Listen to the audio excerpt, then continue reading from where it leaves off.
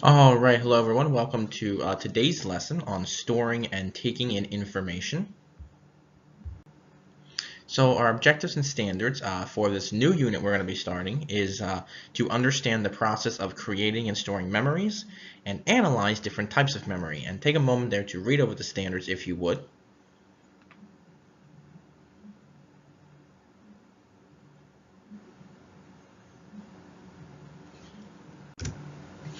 And our desired result for this lesson is how our memory is created and stored. So think about that as we go through the lesson. You'll have to kind of respond to the same question at the end. So to make a memory, so we all have memories, some good and bad, but events, people, places, and things make up memories that are important to us. But you may be wondering, how do those things become memories that we remember? So storage and retrieval of what has been learned, or experienced is known as memory. And there are three important steps to memory: encoding, storage, and retrieval. So let's talk about the first stage here of memory. So beginning the process of memory, the first step is encoding. Encoding is the transforming of information so that the nervous system can process it. And a big part of encoding is your senses. You might not think that senses are involved in your memory, but they are very big in part involved in encoding and establishing a memory. So like when we see something, taste something, hear something, smell something, obviously that helps something become a memory.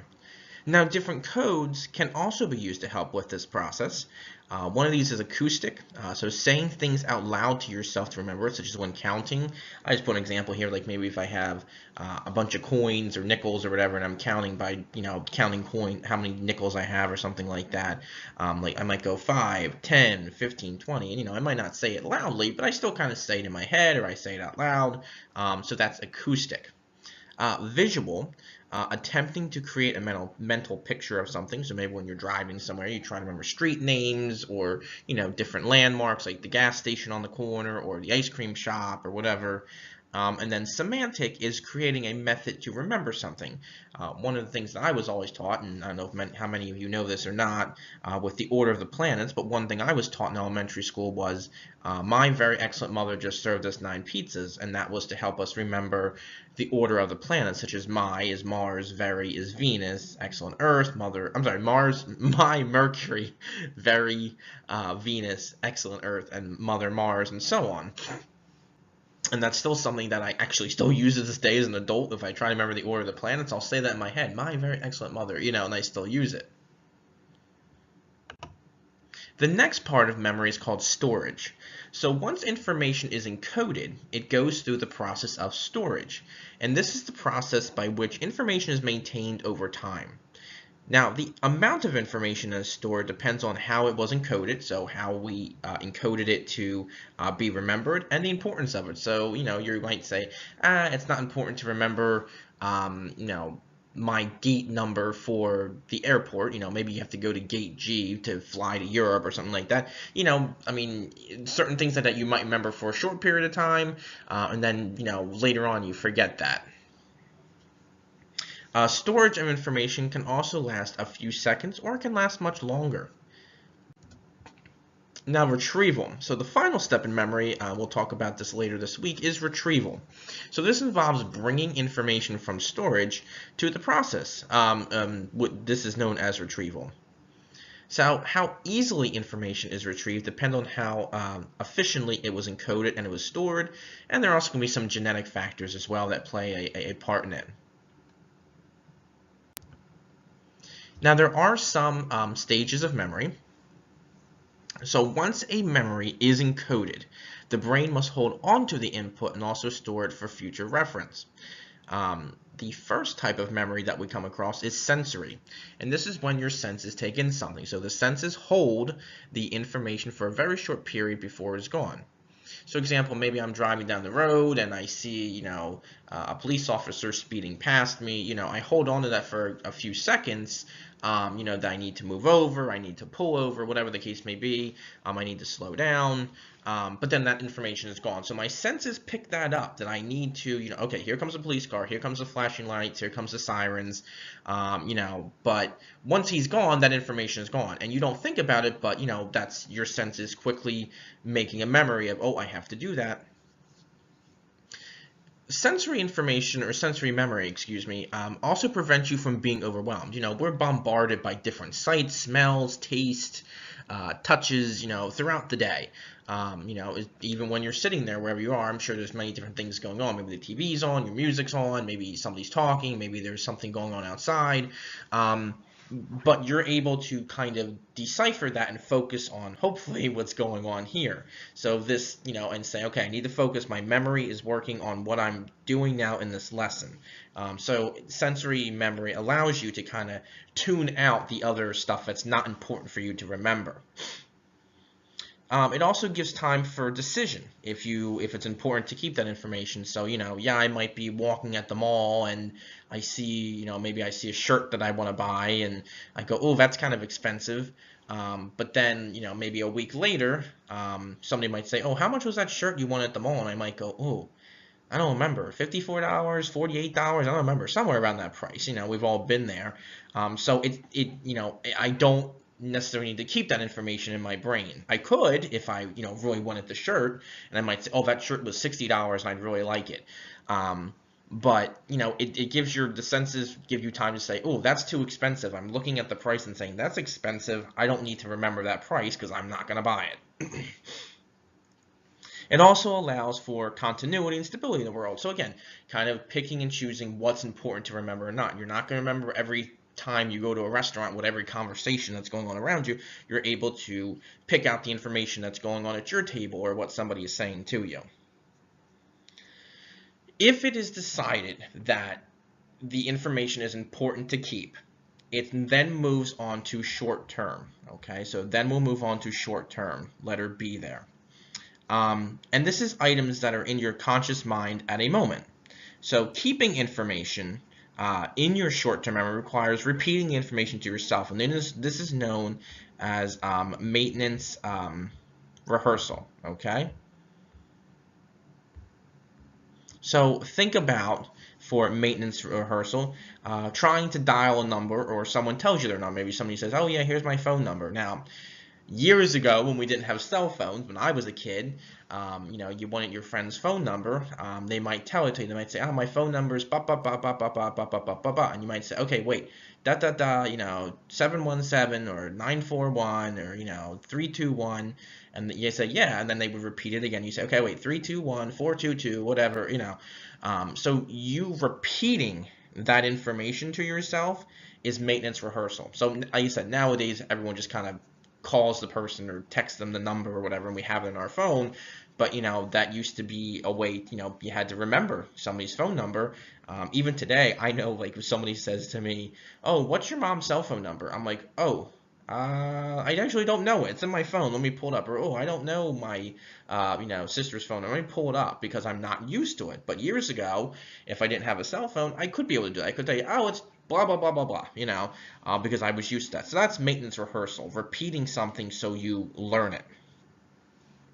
Now, short-term memory also remembers things for a short period of time and only holds limited information. So again, like we said, you might need to remember that phone number to call the doctor, to call your friend, but unless you write it down or put it in your phone, chances are you're not going to remember it, later on. You might, but later on, it's for that present moment or for a short period of time. Another thing that works with short-term memory is chunking. Chunking is breaking down information into groups, which allows us to remember it easier. So again, maybe breaking down, I know in high school we were given like a test on the state capitals. Now my teacher didn't give us 50 state capitals and say memorize that and then we're going to have a test on it. No, he broke it down into smaller groups. He chunked it. So he might give us 10 state capitals one week and then give us a quiz on it. The next week he'd give us 10 questions on another, a couple more state capitals. So this chunked it down. It made it easier to remember. I remember most of them, even though I'm a history teacher, I know most of them. I'm pretty sure I can figure out most of them, but either way. Information like this is typically kept for, typically 20 to 30 seconds, a short period of time. And it can also be known as working memory because it deals with the current information. It deals with your current situation. Now, to move on to long-term memory, we determine if the short-term stuff is more important and it can be stored even longer. So long-term memory is stuff that's stored over long periods of time, such as riding a bike. When you get on a bike, you don't have to say, okay, what do I need to do? You need to know, you need to start pedaling. You need to, keep the handlebars straight. You need to pedal faster to keep yourself, in momentum. Or even maybe your childhood home. Maybe you haven't been to your friend's house in a long time or a childhood home in a long time, but if you've been there enough and you say that's important to remember, you have pictures of it. Like I know my old house, I can picture the whole layout. I can picture the color of the cabinets, the color of my bedroom, things like that. I can picture all the, how my house was laid out, where the furniture was, and I haven't been in that house for about almost 10 years now. So, my old house. But I know what it looked like. Now, there are different types of long-term memory as well. So Endel Toving was a Canadian psychologist who proposed the idea of two types of learning, specifically related to long-term memory. Semantic knowledge involves language and its rules, its words, its meanings. So, we learn that at a pretty young age. Like we talked about, childhood development and language. Babies learn to make words and, how to make sentences. They don't say, I want cookie. They might, we learn to say, I want a cookie. So we know now, as we're adults, I want a cookie. We don't say, I want cookie. That's in our memory. We know what sounds proper and not. Episodic memory is the memory of your own life, such as what you had for breakfast, maybe what you wore to the prom, maybe maybe your first date. I don't know, things like that. So different things like that. Another psychologist a couple years later, L.R. Squire, proposed additional types of memory to what Toving had already discussed. Declarative memory involves both semantic knowledge and episodic knowledge. These are things that can be recalled pretty easily. Like if somebody says to you, what'd you have for breakfast? And you say, oh, I had breakfast, I had cereal or I had toast, or what's your birthday? And you tell them your birthday. You don't need to really kind of think about that. You just go, oh, my birthday is January 19th, 1995, or whatever the case may be. And then you have procedural memory. Procedural memory is connected with the skills we learn as we mature, such as swimming or driving a car. Like when I go drive my car, I don't need to think, okay, I need to put the key in the engine, I need to turn the key, I need to, gas, brake. I know what I'm doing, it's already in my head. It's a procedure that I've learned and it's in my long-term memory. Or it's learning to swim. Again, talked about that last week. You jump in the pool and you learn those certain steps, excuse me, that are necessary for that. So the brain and memories. So many people question what happens to our brain when memories are stored. Well, it's a highly controversial question that psychologists disagree on. Some argue that physiological changes occur, such as the neurons in our brain can change, that their structure actually physically changes when we store memory. And there are others that believe that it's all simply chemical and molecular based. Evidence shows has been showing that both sides are probably correct. There's probably a little bit of physical change to our neurons in our brain, and also, there's some changes chemically.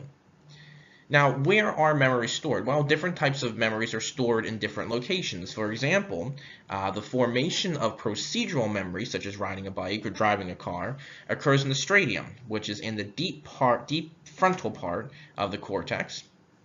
And memories of a declarative nature occur in the hippocampus and the amygdala, and that's from Michigan, Saunders, and Murray in 1984. All right, so please try your best on the questions that follow. If you're confused, you need help, please reach out to me. That's what I'm here to do, is to help you. So hope you have a great rest of your day or night, and I'll talk